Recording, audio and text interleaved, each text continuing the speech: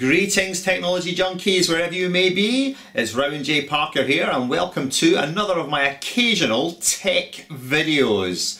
Now let me tell you a sordid tale of smartphone ownership.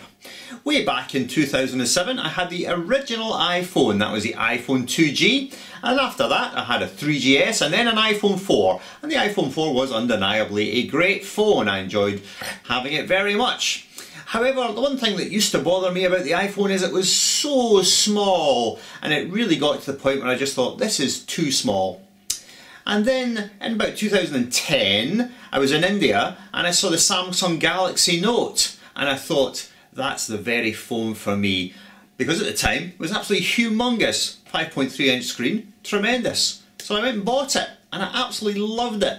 So convert from iOS to Android, from Apple to Samsung, and to be honest I've not looked back since then. I've had a Note, and then in the last year my daily driver has been the Samsung Galaxy Note 2, which has been absolutely phenomenal and awesome. However, the Note 2, as good as it is, just one little thing that bugs me about the Note 2, and that is it's too small. Yep, I think it's too small. I want a bigger screen. In fact, I want the biggest screen you can possibly get on a phone. So, guess what we have today? We have, oh yeah, it's the Sony Xperia Z Ultra. 6.4 inches of pure smartphone goodness, and this is the unboxing video. Let's get straight down to it. Let's unbox this bad boy. Let's rock. Now this will be a genuine unboxing video because I've never seen this phone before in the flesh, so to speak. I've seen lots of pictures of the phone online and watched pretty much every review I could find on YouTube. So I know a fair amount about the phone, but I've never actually seen it. So taking a bit of a risk here purchasing this phone. So let's just see if I'm going to be disappointed or not. Well now, okay, let's do it. Whoa, that is a freaking big phone. My goodness me, that is a monster. That's an absolute beast. However, although it's very big, it doesn't actually feel uncomfortable in the hand, though I think one-handed operation is out of the question. Though to be honest, I don't use my Note 2 like that either. I use my Note 2 with both hands most of the time, but yeah, two-handed operation obviously, I was expecting that. Alright, let's just put the phone aside for 1 second, see what else is in the box. What's in the box? Hopefully not a severed head, however you never can tell. Okay, what do we got? Let's see. Right, headphones, much as expected, and some earbuds it would seem. And what is this? I think that may be,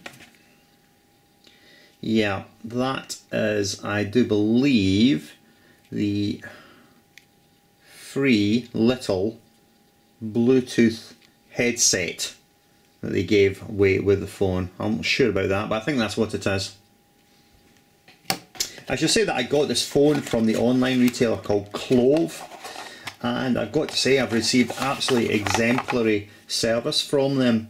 The product was dispatched exactly when they said it would be, and I could track it at every single step of the way. And furthermore, I got a free Bluetooth headset and a Sony smartwatch too, which is yet to be delivered, but it's coming in October, so absolutely Clove, recommend them, fantastic. Right, anyway, what else we got here? Well, we've got the usual information, startup guides. We'll be totally ignoring all of those. Being a typical man, I will not be reading any instructions whatsoever. And of course, charger, UK charger. I do believe this is rated at 1.5 milliamps, and so I might actually upgrade this to a 2 milliamp charger for faster charging. There's a charger, and of course, yes, it's micro USB for communication with the PC and also for charging as well. Right, so much as expected. So then we can put all that stuff to the side. And let's focus on the actual ridiculous dimensions of this handset.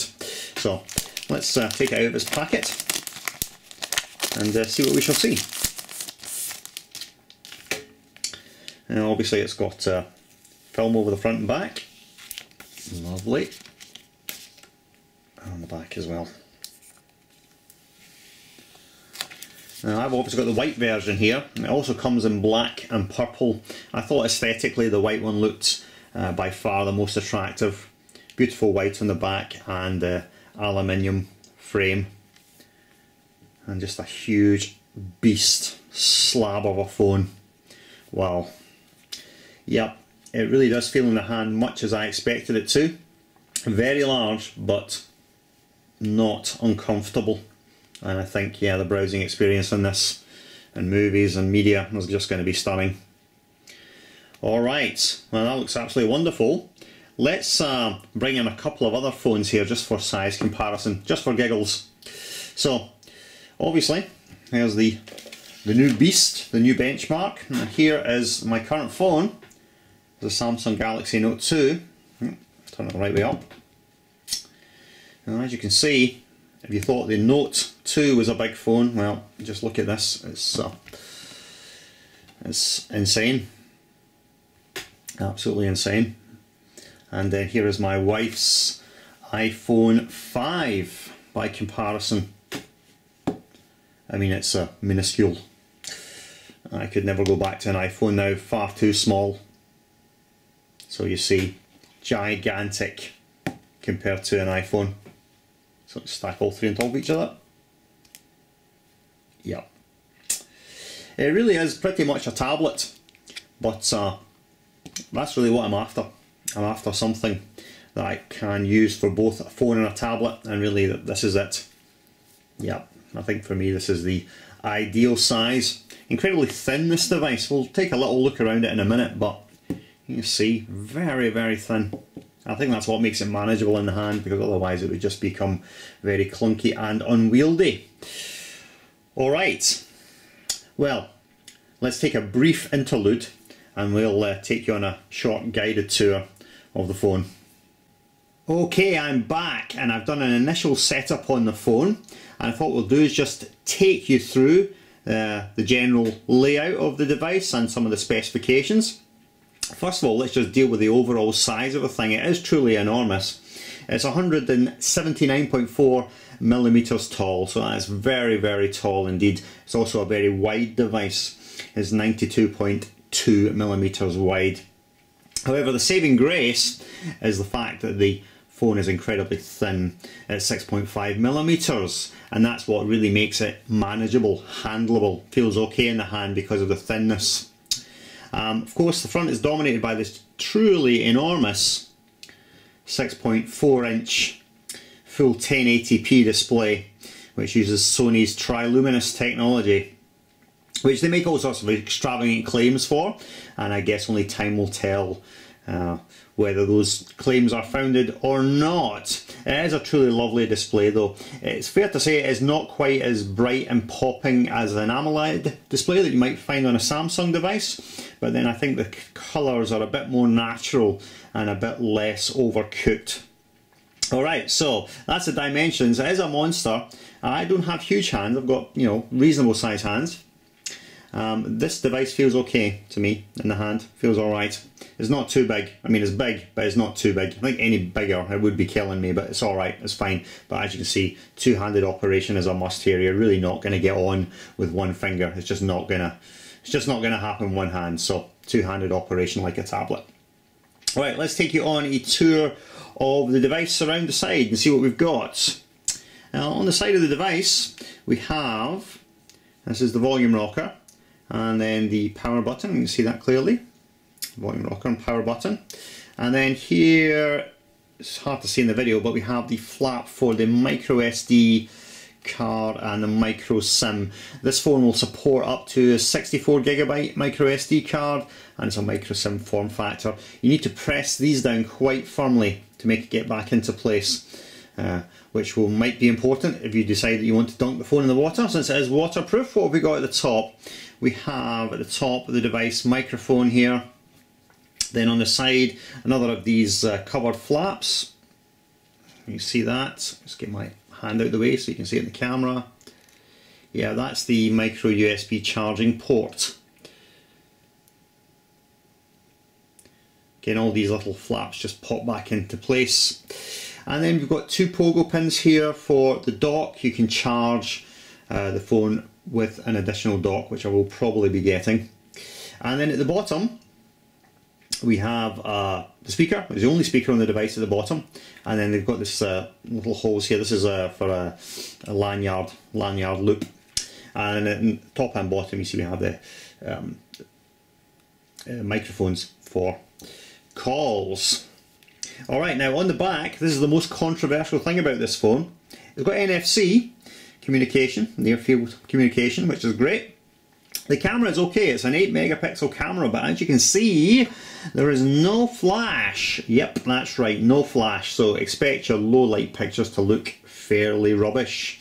It doesn't really bother me. I don't really use my phone to take photos, but it would have been nice to get a flash. It is one of the things when I was trying to decide between this and the new Galaxy Note 3, deciding which to get. The fact there wasn't a flash was a bit of a downer, but then the rest of the device had so much going for it, I thought in the end, yeah, I'm just going to live with the fact there's no flash.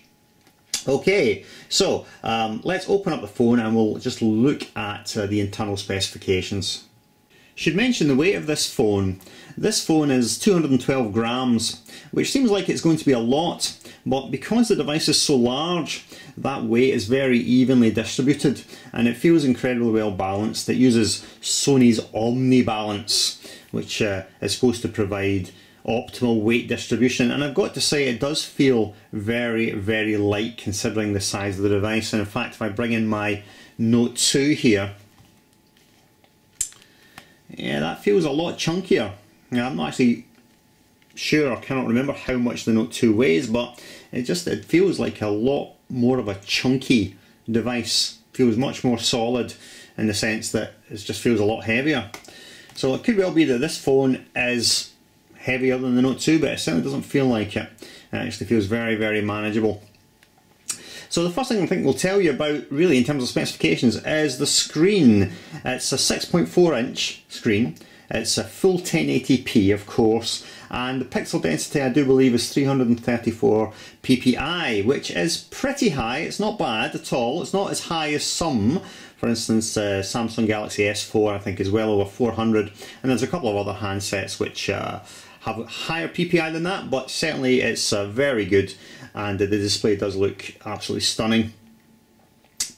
Colours are really good, very natural, not oversaturated, and you can't discern the individual pixels unless you have the phone right up at your nose, which you're never going to do. So yeah, oh look, and there's Mandy, my wife, sticking her tongue out at me.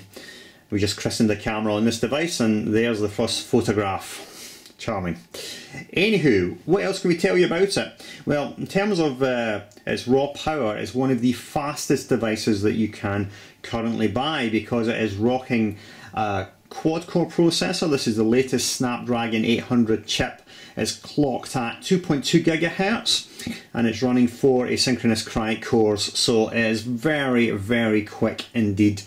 Obviously I've not spent enough time with the device to get a real sense of how well it performs, but so far it's looking just buttery smooth. And this is backed up by 2 gig of RAM, so I'm not expecting any performance issues on this phone whatsoever. I think it's going to munch its way through anything that I throw at it.